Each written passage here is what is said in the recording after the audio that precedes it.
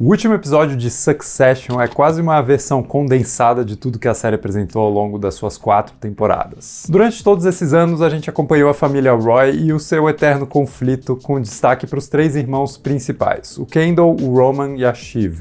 E sim, ninguém lembra do Connor mesmo. Nesse tempo todo, a gente viu os irmãos brigarem, se afastarem, depois se unirem de novo, até que viesse mais uma traição, sustentando essa dinâmica problemática num ciclo eterno de relações tóxicas, mas também muito dependentes. E o último episódio da série retrata justamente esse ciclo vicioso, revivendo essa montanha-russa de emoções para esses personagens num curto espaço de tempo, o que acaba trazendo um senso de tragédia enorme, porque aqui a gente chega a vivenciar momentos quase sublimes de felicidade fraternal, para depois cair com tudo no abismo emocional inevitável do qual os irmãos Roy parecem nunca conseguir escapar. Então, nesse vídeo, vamos falar dessa jornada, de alguns simbolismos temáticos e narrativos e, no geral, celebrar essa que é uma das melhores séries dos últimos tempos. E para isso fica o aviso de spoilers. Vai lá e assiste primeiro e depois volta para cá. Bom, o título do episódio já revela muita coisa. Ele se chama With Open Eyes, que é um trecho de um poema de um poeta chamado John Berryman.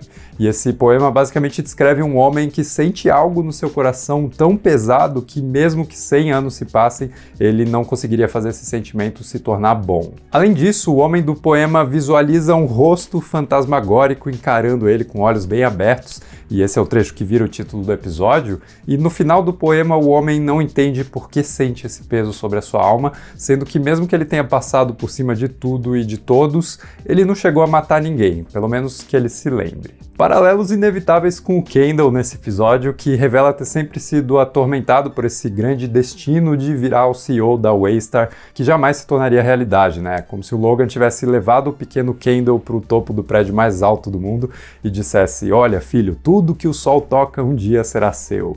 E daí passasse o resto da vida lutando para que isso não aconteça. O resultado é um Kendall que não consegue existir além desses 2 extremos. Ou ele é o dono da porra toda, ou ele não é nada. Como ele mesmo diz perto do final, né? Uma engrenagem que só se encaixa numa única máquina. E que coisa triste um filho definir a si mesmo como apenas uma peça ali na grande construção que foi o seu pai. Aliás, o Jeremy Strong, que interpreta o Kendall, comenta que uma das diretrizes principais do personagem era de que ele sempre oscilava entre 2 estados de espírito. Ou ele se sentia um ser super poderoso ou um espectro, né? Um fantasma atravessando um mundo que ele não consegue tocar. E esse último episódio escancara a velocidade como ele transita de um para o outro. O final, inclusive, é a representação máxima disso, né? Um Kendall quebrado, com o sol se pondo sobre a sua vida, olhando para a água em movimento, e a série sempre associou esse elemento com o personagem, né? Seja alguns episódios atrás, quando o Kendall flutuava no mar e se sentia nas nuvens, ou mesmo na primeira temporada, com a morte do garçom afogado no lago, e nesse caso a água simbolizando a própria culpa do Kendall nesse incidente. Uma morte que ele aqui tenta negar, naquela cena fatídica da votação sobre a venda da empresa, dizendo que talvez ele tenha imaginado essa morte, né? E de novo a gente olha para o poema do título, onde um homem não consegue lembrar de ter matado ninguém, mas ainda assim ele sente um peso enorme na sua alma, assim como o Kendall nesse caso, né? Só que aqui eu acho que essa ausência de memória seja mais uma jogada conveniente e desesperada para tentar garantir o que ele mais deseja. Mas a ideia dos olhos bem abertos também se espalha para os outros personagens, incluindo aí a mãe dos irmãos Roy, que revela ter uma agonia inusitada de olhos, né, imaginando eles como simplesmente, sei lá, bolas de geleia dançando no crânio. E para algumas pessoas os olhos são a janela da alma, mas para essa mulher isso está longe de ser verdade, o que adiciona ainda mais uma camada traumática na criação desses filhos extremamente perturbados. Mas enfim, diferente do Kendall, que desmorona perante o olhar daquele rosto fantasmagórico do poema, o Roman e a Shiv abrem os olhos de verdade nesse episódio, de certa forma, né? Já que cada um deles admite uma verdade sobre si mesmos e o mundo que permite que eles sigam em frente nesse final. O Roman começa o episódio afastado do mundo, recolhido ali numa introspecção causada pelas suas experiências extremas do episódio passado e termina admitindo aquilo que todo mundo já sabia desde o primeiro episódio da primeira temporada, mas que ele só percebeu depois de entrar em contato com o mundo real, sendo atropelado ali pela sociedade no meio da rua. Ele basicamente diz que eles são uma piada, né? Todos eles, um bando de nepo babies que no fim do dia não são nada. Admitir isso parece trazer um certo alívio pro Roman, que termina a série tomando um drink, né, e deixando escapar ali um leve sorrisinho, como se ele tivesse finalmente tirado um peso dos ombros e agora pudesse curtir o resto da sua vida frívola em paz. Já a Shiv é a personagem mais dupla face do episódio. Ela tá mudando constantemente de lado até que ela percebe uma verdade inquestionável, que o Logan nunca quis abençoar a sucessão de nenhum deles, né? Ele se considerava poderoso e imortal demais para isso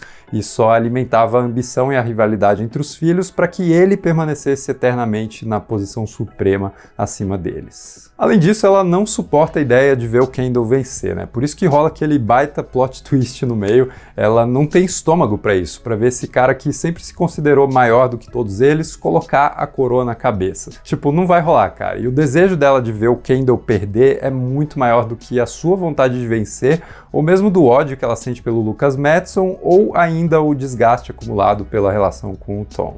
Talvez por isso ela faz o que ela faz, votando a favor da venda da Waystar para Goldil e traindo a frágil união que os irmãos tinham construído nesse episódio, né? Entregando o comando da empresa e, consequentemente, a sucessão do título da série para o Tom. Aqui eu aproveito para mencionar o quanto assistir esse episódio me pareceu semelhante a, sei lá, ver um filme de guerra, né? Com os dois lados planejando nos bastidores e grandes reviravoltas acontecendo ali no meio da batalha. E nesse sentido, a entrada triunfal do Tom na Waystar, depois que o banho de sangue entre os irmãos tinha terminado, foi quase como um general caminhando sobre os corpos das vítimas da batalha e clamando ali o território para si, né? Incluindo uma reconciliação com o Greg, o seu lacaio insubstituível, que mesmo tendo zero lealdade para com qualquer pessoa, é quase como se fosse um souvenir da jornada do Tom rumo ao poder. Eu adoro, principalmente ele colando um adesivinho na testa do Greg, como se dissesse, você é meu. Talvez o Tom e o Greg sejam a grande história de amor da série. Mas vamos refletir justamente sobre isso, a vitória do Tom, que começa a série sendo um agregado da família que ninguém levava a sério, passa pelo tormento, que foi esse casamento traumático com a Shiv, e emerge disso sendo o grande vencedor desse Game of Thrones corporativo. Mas ainda assim, a série faz isso de um jeito bem inteligente. O Tom passa por um arco importante ao longo das temporadas, né? Ele deixa de ser ingênuo, de ser fraco, ele aprende a jogar o jogo e inclusive a tomar decisões moralmente desagradáveis, mas ele continua sendo incompetente. Ele, jamais se torna um grande estrategista, mas ele vira um perfeito oportunista. Quando a chance passa pela sua frente, ele agarra, independente do nível de humilhação que isso traga para ele. É assim com o Madsen, que oferece a posição de CEO para ele, enquanto admite querer pegar sua mulher e deixa claro que o Tom nunca vai ser um parceiro dele, mas só uma vitrine, um fantoche americano, né, para ele executar sua própria vontade. E o Tom aceita isso na boa, cara. Ele não é o Kendall, ele não tem ilusão alguma da sua própria importância, mas ele só quer continuar vivendo a vida de luxo, subindo sempre alguns degraus a mais nessa hierarquia. E de fato o cara termina a série com muito mais moral, né? Inclusive na excelente cena meio poderoso chefão do carro com a Shiv, né? Onde ele estende a mão ali e fica esperando para ela colocar a mão por cima da dele. Ali estão o rei e a rainha da Waystar, né? Dois monarcas que são só um poder simbólico, mas pelo menos na relação entre eles, o Tom parece ter saído por cima, enquanto a Shiv se entrega para um papel ali, talvez maquinando algum esquema para reverter a situação. Ou não, já que ela admite que botar todas as mágoas para fora fez bem e talvez ela esteja pronta para tentar uma reconciliação mais honesta. Mas eu duvido.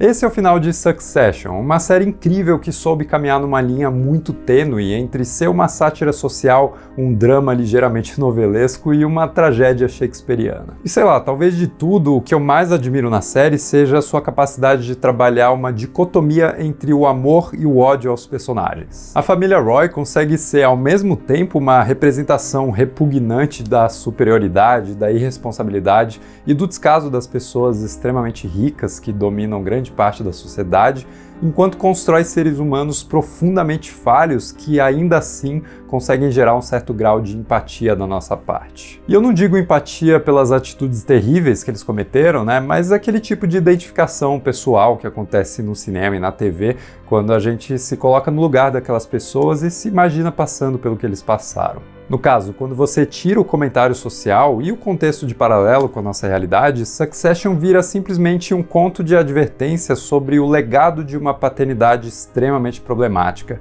E, para a tristeza de todos os irmãos Roy, essa é a verdadeira sucessão que eles ganharam no final: ressentimento, divisão e trauma emocional. Uma tragédia que se torna ainda mais triste quando, nesse episódio, a gente tem um pequeno vislumbre de como esses irmãos poderiam ter sido felizes, né? Por algumas poucas horas eles conseguem ali, no meio da noite, ter uma interação honesta, uma interação genuína, quando eles estão brincando como se fossem crianças de novo ali e criando uma refeição digna de um rei. E quem dera essa brincadeira sobre coroar um dos irmãos tivesse ficado só nisso mesmo, uma brincadeira inofensiva que não teria trazido tanto mal na vida dessas pessoas. Mas aí, o que você achou desse final de Succession ou da série como um todo, né? Comenta aqui embaixo pra gente continuar discutindo. Se gostou do vídeo, não esquece de deixar um like, se inscrever no canal e a gente se vê no próximo vídeo.